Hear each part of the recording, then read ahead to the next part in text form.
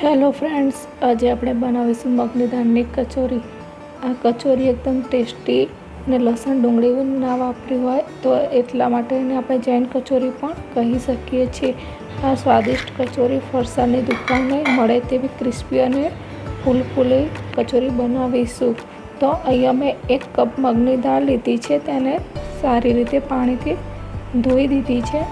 ત્યારબાદ તેને આપણે 1 કલાક માટે પલળવા મૂકશું. તો અહીંયા આપણી દાળ 1 કલાક માટે પલાળી છે. હવે 1 કલાક થઈ ગઈ તો આપણી દાળ પલળી ગઈ છે. એને આપણે ગેસ ઉપર 5 થી 7 મિનિટ સુધી બાફવા મૂકશું.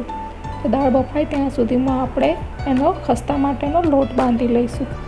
તો લોટ મેં અહીંયા 2 કપ મેદો લીધો છે. તેમાં સ્વાદ પ્રમાણે મીઠું અને અજમો એડ કર્યો છે. અજમાના લીધે શું કે આપણે ગેસનો પ્રોબ્લેમ ન થાય.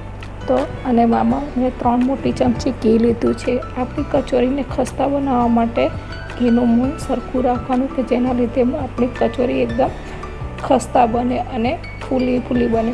તો આ રીતે આપણે લોટને સારી રીતે બાંધી લેવાનો છે અને તેને થોડી વાર ટીચવાનું છે કે જેથી આપણી કચોરી ખૂબ જ સરસ બને. લોટને અહીંયા આપણે થોડો નરમ બાંધીશું.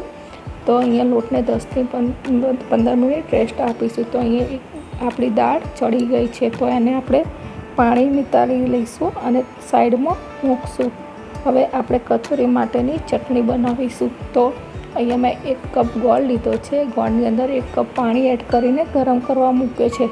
એમાં હળદર, સ્વાદ પ્રમાણે મીઠું, મરચું, ધાણા જીરું, ½ ટીસ્પૂન ગરમ મસાલો એડ કર્યો છે અને 1 ટીસ્પૂન જેટલો આમચૂર પાવડર એડ કર્યો છે. આમચૂર પાવડર એડ કર્યા પછી આપણે ચટણીને થોડી વાર ઉકળવા દઈશું.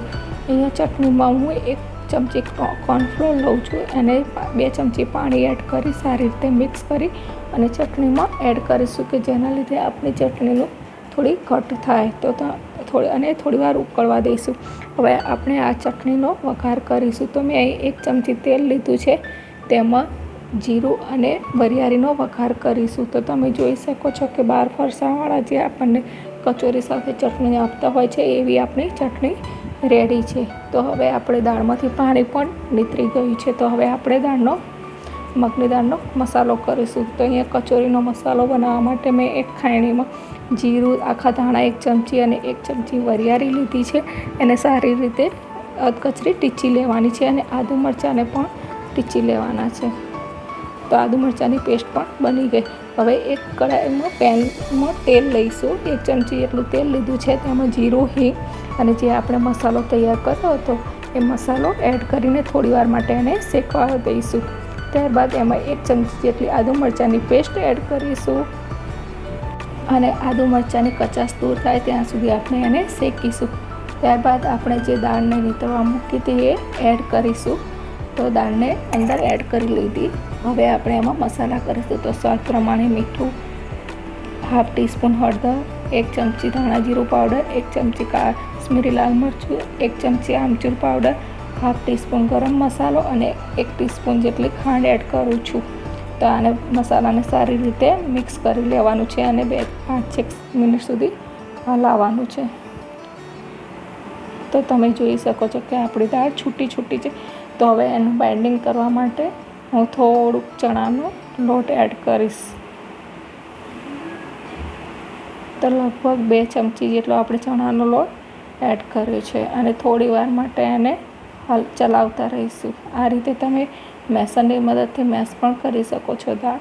તો આ રીતે આપણે લોટને મિક્સ કરી લઈશું. તો આપણું બેટર એકદમ સરસ થશે. તો તમે જોઈ શકો છો કે આપણી ખસ્તા કચોરી મગની દાળની જે કચોરી બનાવવાની છે એનું ફિલિંગ તૈયાર છે. તો હવે આપણે એ ફિલિંગના નાના બોલ્સ બનાવવાના છે કે જે આ રીતે આપણે હાથની મદદથી નાના બોલ બનાવી લઈશું.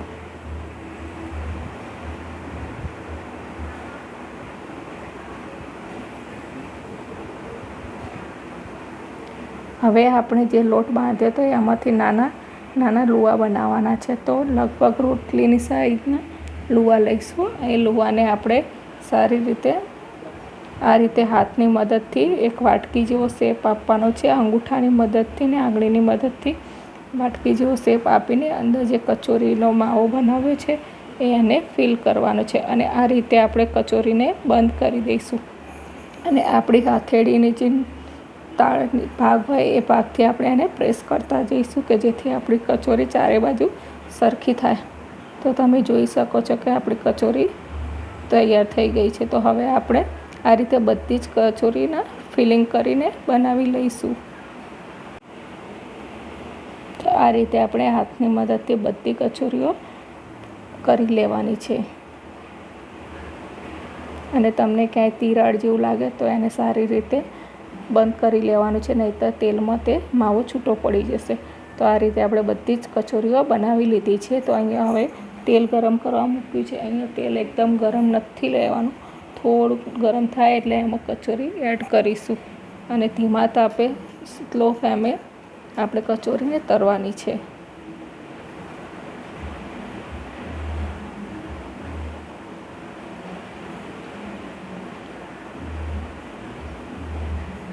તો તમે જોઈ શકો છો કે આપણી કચોરી એકદમ ફૂલી ગઈ છે અને આને આપણે લો ફ્લેમ ઉપર ધીમા તાપે કરવાની છે. આછા ગોલ્ડન કલર જેવી કરવાની છે. અને ગુજરાતીઓમાં તો કચોરી ઉપર મરચાં વગર તો ચાલે જ નહીં. તો આ રીતે આપણે એના મરચાં પણ તળી લીધા છે. તો અહીંયા તૈયાર છે આપણી ગરમા ગરમ ખસ્તા કચોરી, જે નાના મોટા સૌને ભાવે. તો આપણે એને હવે સર્વ કરીશું ચટણી સાથે.